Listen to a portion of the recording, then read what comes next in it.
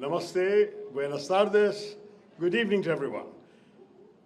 It's a real pleasure for me to address the President of the Republic, to have met with the Foreign Minister, the Vice Foreign Minister, and their colleagues, to have been received by the President of the National Assembly, and in addition to that, to have had a very constructive engagement with the Indian diaspora, or large representatives of it, here this evening, yesterday evening in the city. I was very struck when our Vice Minister mentioned that the message, the motto, the national motto of Panama is Pro Mundi Beneficio, which translates to for the benefit of the world. And that struck me as such an Indian sentiment, Mr. Vice Minister, because we have a similar saying that goes back 3,000 years, Vasudhaiva Kutumbakam, the world is a family. And we work in a similar spirit for the benefit of all. That is very much the logic of our civilization and has been for a very, very long time indeed. I was also struck when your foreign minister, who spoke before he had to rush to catch a flight, said that the tiger and the jaguar must fight together. And indeed, we were very gratified by the sympathy and understanding shown for India's position on this issue that our ambassador has highlighted for you all today, the question of zero tolerance against terrorism, and the ringing endorsement that all of you have given us for our fight against terror. We stand with the jaguar, we stand together with you as tigers. This morning, my colleagues and I went to the University of Panama, where we had an opportunity to offer floral tribute to the statue of Mahatma Gandhi, the bust of Mahatma Gandhi on the university campus. We also planted a mango sapling there, which we hope will grow and flourish as a symbol of the fall. But he also taught us, in his brave leadership of our struggle for freedom, that we must always stand up for our rights. We must always stand up in principle for the values we believe in, and we must live without fear. That freedom from fear is what we in India have to fight for these days against the evil attacks of malign men who call themselves terrorists, or who are called by the world as terrorists, but who believe that by doing this kind of thing, of coming into our country, killing innocent people, and going off again, that they will somehow achieve some larger political or religious cause. As you can imagine, that is not something that any self-respecting country will give in to.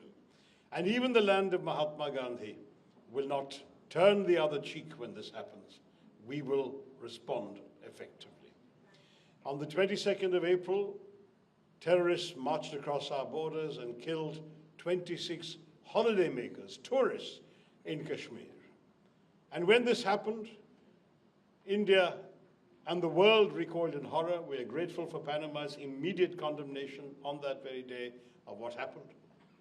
But when for 2 weeks nothing had been done by the country that had offered them safe haven, known to be the bases and headquarters of organizations proscribed by the United Nations Sanctions Committee Against Terrorism, and also on the wanted list of the United States terror-designated list. And we struck them with great precision and calibration, taking care to do so late at night, 1:05 to 1:30 in the morning at night, in order to ensure there would not be civilians around who might suffer any collateral damage. And we hit with great precision only the very targets we had aimed at, sometimes a very precise building within a terrorist compound that's much larger. And we sent a signal to the Pakistan government. We have not targeted or hit any government sites, any military sites, any civilian sites. We have only targeted known bases of the headquarters, of the terrorists. And with this message, we hoped that Pakistan would understand that we were standing up in our own self-defense. Sadly, they chose to retaliate with an indiscriminate barrage of artillery shells that killed 19 people, hit a Sikh temple, a Gurudwara, hit a convent of the nuns of the Carmelites of Mother Mary, hit the homes and vehicles of ordinary civilians, killed 19 people and drove 59 to hospital. It was then that India retaliated hard. Drones and missiles were sent in our way, we stopped them, and in turn, we hit 11 further sites in Pakistan, this time military sites, which we had spared earlier, leaving craters on the runways of many of their airfields, all of which, of course, have been captured on satellite television. In the end, after 88 hours of this conflict, the Pakistanis called our Director General of Military Operations and sued for peace. They wanted a cessation of firing. We immediately did so, without any hesitation, because our message from the very start had been, we did not intend to escalate conflict, but when Pakistan acted, we had to react. And if Pakistan stopped, we decided to stop. That is exactly where we have left matters as of now. Some of you have asked me, and I think I'll answer that question now, why it is that we were so sure that these terrorists had come from Pakistan. There are three reasons, my friends.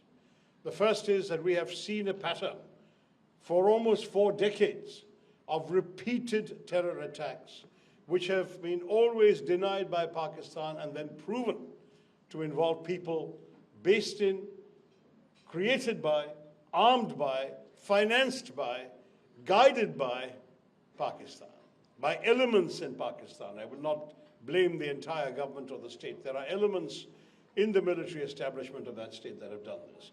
You all remember the horrors of Mumbai in 2008.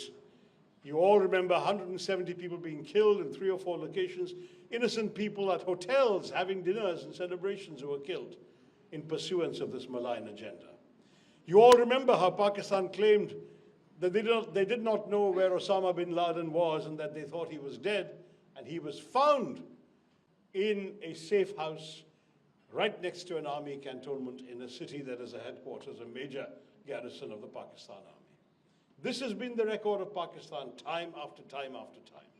So our first set of reasons is when there is a pattern established and proven over many decades, you have no reason to disbelieve that suddenly this came from somewhere else.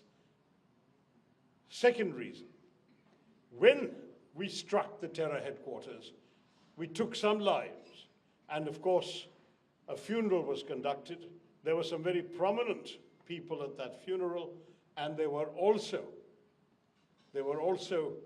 at least one individual whose name had been listed by the United Nations Sanctions Committee. I want to show you who attended the funeral, and I think we have a slide on the screen as well. It was people in uniform from the highest echelons of the Pakistani army and police mourning at the funeral of designated terrorists. This is the country that now says, we are innocent, we did not do it. You do not mourn for people you do not know. Third reason is that, very sadly, this terrorist action was in pursuance of a cynical set of objectives that sadly only the Pakistani military seems to want to pursue. To undermine our country, to undermine the Kashmiri economy, which was booming with tourism. There were 100% growth in tourism in Kashmir between the first 4 months of last year and the first 4 months of this year. We had actually seen, I was told by my friend, the Indian ambassador in Washington, that there were more tourists in this place in Kashmir, in Pahalgam, than there were in Aspen, Colorado, the big tourist site that you're all familiar with in the US. And yet, by a terrorist attack, they knew they could stop tourists coming. And indeed, there has been a dramatic collapse in tourism in the weeks afterwards, which we hope can be reversed. But that too is an objective only of our nation's enemies. Third, there was a very unpleasant manner in which this was conducted, in which the terrorists asked the religion of the people they were shooting and then shot them dead. They did so for very, very dangerous purposes, not just in pursuance of their own bigoted agenda, their own fanatic belief in their faith, but also in order to provoke a backlash in our country against our co-citizens of that faith, in order perhaps to divide our country. The 7 of the MPs who have come, we represent 5 political parties. We come from every different part. Each one of us comes from a different state, a different part of our country. But we are united in this one message, that the nation stands with one heartbeat to say to the entire world, we have had enough. We will not take any more. We wanted you to understand that we have been patient. We have tried every other means. We have offered cooperation with investigations. We've even invited the Pakistanis to come and cooperate. We've given the world lots of proof of things like the Mumbai attack. Now the time has come that we must act ourselves, because nothing else has worked. Nothing else has stopped these people. There's been no prosecution, no conviction of any of these terrorists. And we believe that when Panama joined in the United Nations Security Council statement that said it is not just enough to catch the perpetrators of such crimes, but one must also hold accountable the countries that provide them safe haven and support and finance, I think the message should have gone very, very clearly to our neighbor that that is a message the world stands behind. I want once again to thank the government and people of Panama for the support and understanding they have shown us. We stand with them in their needs. I was very pleased when both the Foreign Minister and the Vice Foreign Minister spoke about the opportunities for close cooperation between our two countries in the economic development of Panama. As investors come from our country, I'm sure you will see a lot more Indian faces at future receptions by my good friend, the ambassador. We have tried very much to give Panama the importance it rightly deserves. And today, as a member of the Security Council, you stand proudly for the forces of peace and security around the world. We thank you, Carlos Hoyos, and your colleagues for all the support you've shown us. We thank you all for coming here, and I hope that you will stay on and enjoy some convivial company and conversation at this reception. But I did want to leave you with this message. What has happened cannot be allowed to happen again. If it is attempted again, there will be a firm Indian response, and I seek your understanding in advance if that were to happen again. This time, we have come after a tragedy. Next time, we may not need to come again, because you will have heard the message that we have all given you today. Thank you very, very much. Let us all endorse this principle of zero tolerance. Let us all work in peace for the benefit of the world. India is proud of its own growth and development. We want to serve the well-being and prosperity of our own people, and we don't want to be distracted by needless conflicts with terrorists, needless wars in our land. We want, as Mahatma Gandhi taught us, to be a land of peace and progress. But we will do so only when we can live without fear, with pride, with strength, and with friendship and amity for all. Thank you very, very much once again. Jai Hind.